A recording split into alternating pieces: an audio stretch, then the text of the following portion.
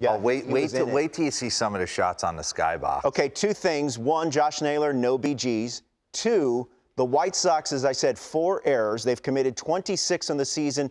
That is tied for the most with the Pittsburgh Pirates. That is obviously not going to get it done. But, I mean, what a performance by Naylor. Wow. You know, and it's crazy, Robert, watching this game, you said you were locked in on it. Michael Kopech for 6 innings was really good. Nasty stuff through the zone. Yohan Moncada comes back and resurfaces into their lineup. So you're thinking, oh, easy W for the White Sox. Everyone relax. They're playing good baseball. And then all of a sudden, like you said, a little spotty defense, a little timely hitting.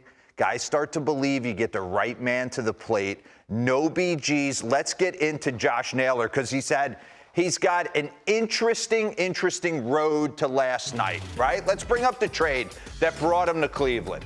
First off, Padres acquired Mike Clevenger. Big trade. They get him on the bump to be a part of that 5-man rotation. That's going to be unbelievable for San Diego. But take a look at what the Indians did. Chris Antonetti, Cal Quantrill, all right? Right into their rotation. As of last year, Williamsport, he has kind of taken that next step forward as one of the guys in their rotation. Then you get Austin Hedges, the guy who could change the score, kind of a la the Max Stassies and the Mike Zaninos of the world that we were talking about with Dan O'Dowd. We'll get into Owen Miller because he's been a nice piece to the puzzle as well. But Josh Naylor, so a 5-for-3 trade for Mike Clevenger, and these guys are starting to pay a little dividends. First off, pause it. You think he wants the moment? Yeah. Wow, okay. And this guy was a can't-miss high school prospect, first-round draft pick, we'll get to it a little later, out of Mississauga, Ontario by the Marlins, 12th overall. So he's always had success through the youth level, and then he starts to get traded, right? He gets traded to San Diego for Andrew Kashner in 2016, and then resurfaces again in this trade for Mike Clevenger. But I want you to dive in what he's thinking on the on-deck circle. Pause this real quick. This is Owen Miller, who also came over in the trade, hitting right before him. Liam Hendricks was up and down all night. Am I going in? Am I not? And then finally, Tony La Russa is like, I've had enough. I got 2 outs in the 9th inning. I'm bringing my closer in to end this. This is the AB in front of Josh Naylor to Owen Miller. Run this. 98 four-seamer, 99 four-seamer, 0-2, non-competitive, pause this, non-competitive slider.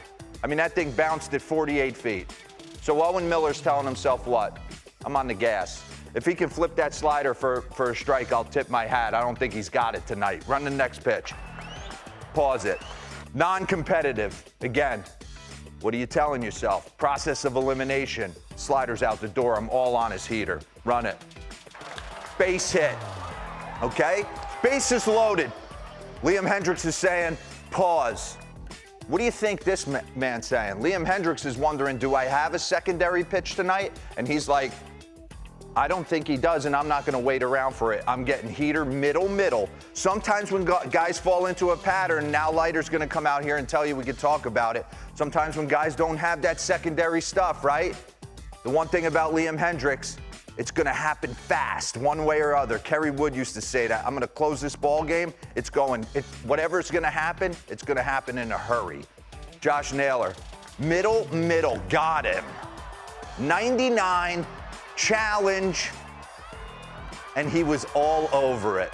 And obviously someone on the on-deck circle was talking to him and telling him he wasn't going to get it done. What? There's a time and a place for a bat flip. You know how I feel about it. This was the time and place for a bat flip. When you roast 99 four-seam to tie the ball game, and then the bottom of the 9th make this pick, game's over. And he gives you that defensively with Jose Ramirez backhand. Get to your feet. Oh, wow. Just an awesome play to keep the game going. Comes back up in extra innings and gets a slider that he absolutely torches. Run that back for me real quick. You think he's feeling it? No BGs on, just ripping pine tar and sticky stuff on his hand, saying, if you make one mistake, look at the size of my forearms. Run it. Oh. Ooh. I mean, we were going to talk about the Angels hitters at the Skybox today, and as I went to bed, I'm like, hey, you got to give Josh Naylor some love. Look at him. He's blacking out coming around third base. Yeah. It's over now. Guys, get out of my way. I'm going to throw the helmet. You don't want to see me in a dark alley. But everybody's road to the big leagues and roads to big moments like this are paved differently. Josh Naylor was a can't-miss guy who had been traded throughout the minors. Pause this. That's him in high school. He's obviously slimmed down a little bit, put a little, got that kind of that some baby fat. Exactly, got it off him, started to invest in himself, and then last year he was starting to come into his own, and he has the catastrophic ankle injury and misses some the rest of the season, and then resurfaces and has a night like last night. So I just thought it was pretty cool. You see him in high school, coming out of Ontario. Kind of that can't-miss guy, played on a bunch of perfect game stuff, all that entire youth circuit. And to see him have that moment, pretty cool. I mean, they were dead to rights, and he just... Yep, a 99.7% win probability for the White Sox before he stepped to the plate in the ninth. This game is fun, right? That was awesome.